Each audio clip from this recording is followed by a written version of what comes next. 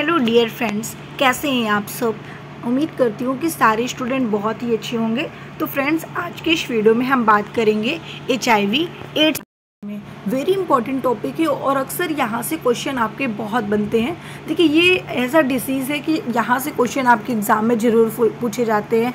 Ads क्या होता है, एड्स का फुल फॉर्म क्या होता है, HIV का फुल फॉर्म क्या होता है, एड्स किस वायरस के द्वारा होता है। तो ये सारी चीज़ें आपको मैं बताऊँगी, तो बनी रहिए वीडियो के अंत तक हमारे साथ। तो चलिए देखते हैं सबसे पहले HIV है क्या।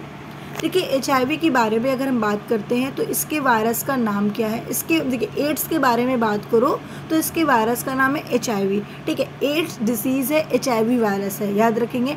HIV वायरस से ही आपको एड्स होता है। ठीक है, HIV नहीं होता, HIV वायरस है और इस वायरस के कारण आपको एड्स डिसीज़ होता है।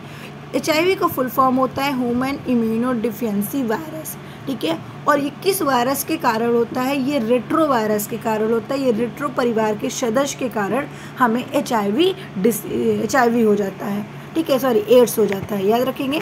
डिसीज़ बीमारी का क्या नाम है, AIDS, acquired immuno deficiency syndrome. इसके क्या क्या सिम्टम हैं, हमें कैसे पता चलेगा कि हमें एड्स हो गया है। आपको हाई फीवर, बहुत तेज़ फीवर होगा। अब ये तो कॉमन लक्षण है, हमें नॉर्मली भी बहुत तेज़ फीवर होता है। तो इसीलिए अगर आपको हफ्ते से ज़्यादा फीवर आता है और ठीक नहीं हो रहा है, मेडिसिन ले रहे हो, तो आपको तुरंत ब्लड टेस्ट कराना चाहिए। और अगर आपको फिर भी नहीं पता चल पा रहा है तो डॉक्टर से एडवाइस लेनी चाहिए और इल्सा टेस्ट कराना चाहिए, जिससे कि आपको पता चल सके कि कहीं आपको HIV तो नहीं है। ठीक है, तो चलिए आगे बढ़ें।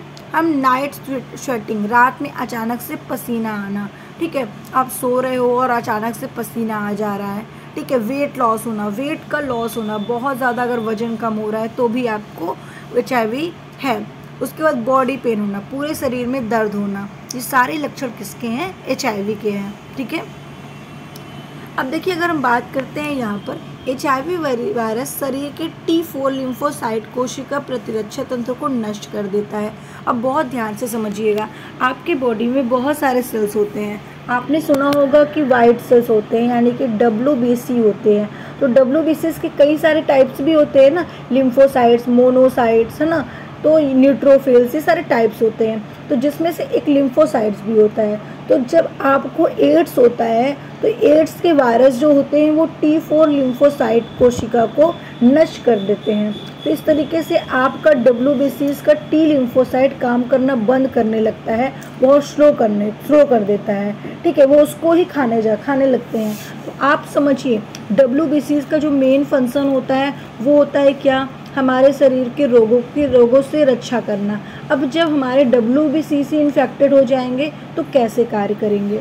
ठीक है, तो HIV वायरस को सर्वप्रथम डॉक्टर मॉन्टिग्नर, ठीक है, डॉक्टर मॉन्टिग्नर ने सहलिंगी पुरुष के लिम्फ नोड से अलग किया था और इसको लैव नाम दिया था। ठीक है, एड्स को लैव नाम दिया था, याद रखिएगा, बहुत ही इंपॉर्टेंट है, पूछा जा सकता है।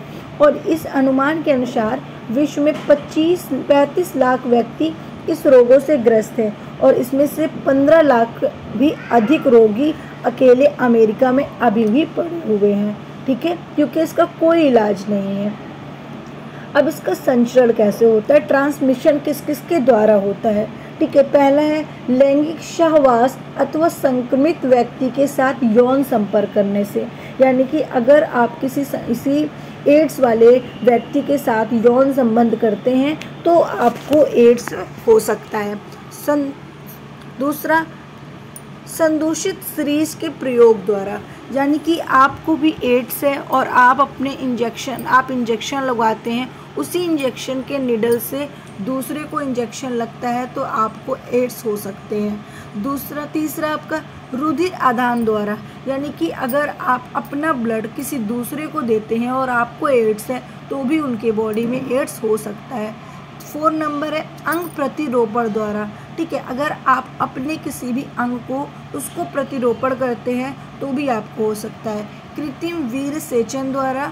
और नेक्स्ट है प्रसव के समय माता के शिशु में।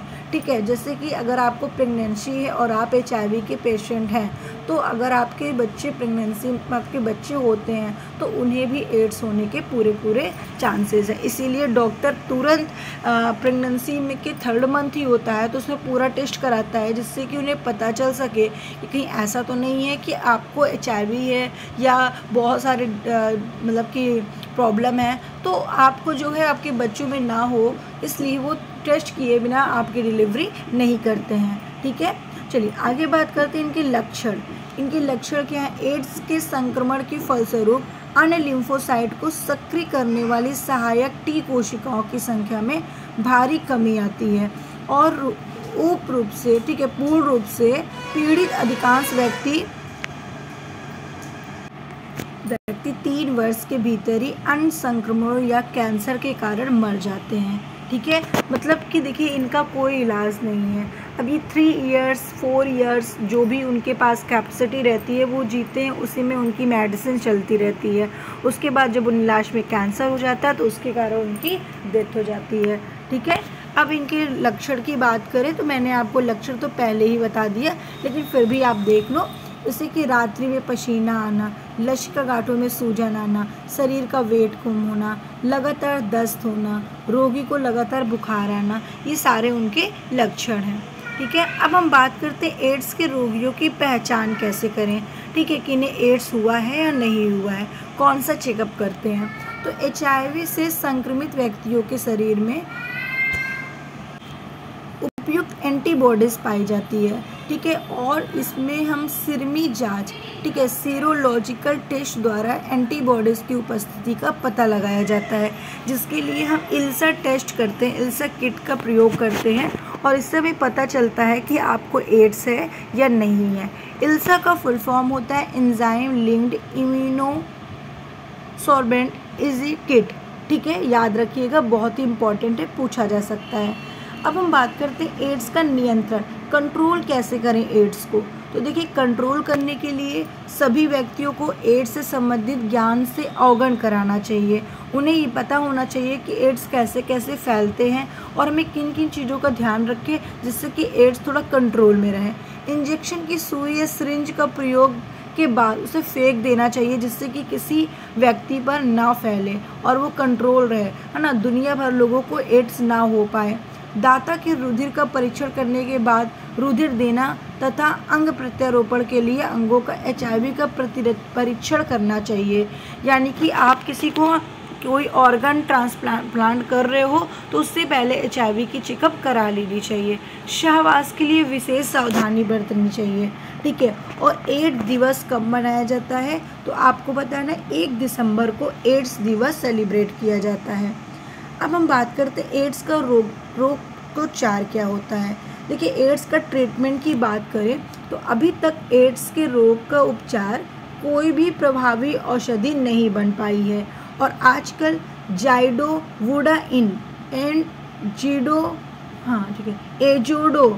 एजोडोथाइमिन, ठीक है, थाइमिडिन नामक पदार्थ पर परीक्षण चल रहा है और ये औषधि रोग को उपचार तो नहीं कर सकती लेकिन प्रभाव को कम कर सकती है।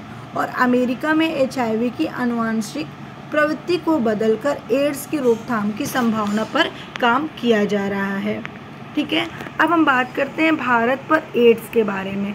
भारत में एड्स के बारे में बात करें तो Indian council of medicine research ने वर्ष 1885 से 86 में बहुत सारे केंद्रों में शोध दल बनाए हैं, जैसे कि national institute of virology Pune, ठीक है, central of advance research in virology Vellore, ठीक है, और Indian institute of medical science new Delhi, ठीक है, national institute of communicable disease new Delhi, national AIDS control organisation NACO।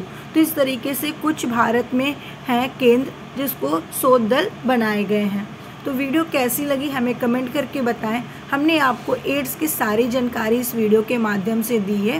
Then next class में जो हम बात करेंगे वो एड्स के कुछ इम्पॉर्टेंस मेडिसिन्स के बारे में बात करेंगे कि कौन कौन सी मेडिसिन्स हैं जो आप एड्स के लिए ले सकते हैं, उसको यूज कर सकते हैं। तो वीडियो कैसी लगी हमें कमेंट करके ज़रूर बताएं।